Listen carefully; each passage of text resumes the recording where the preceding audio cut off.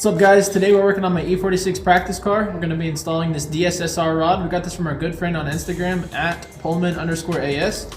Seems like a super high quality part, so we're going to give this a shot, try to install this for you guys. But step one, put it on our lift here, jack this thing up, and then we'll get to it. So for the install, it should be pretty simple, honestly.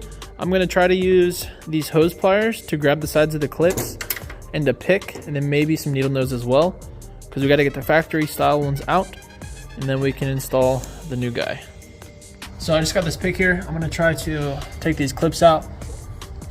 Got one. Okay, so I got this last pin here about to come out. Bam, there we go. Now we should be able to reach up here and pull this guy out. It's a lot thinner, you see? So that'll probably help us out a ton. So we're gonna go ahead and get this guy installed.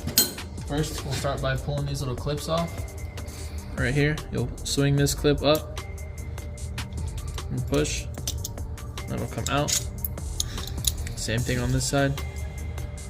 All right, guys, and that is it. We got the DSSR rod installed. Both of the pins are greased. We are ready to drop it down and test this thing out. The next thing we have to install is this PAS, secondary air pump delete plate. So that will be the next install on the E46.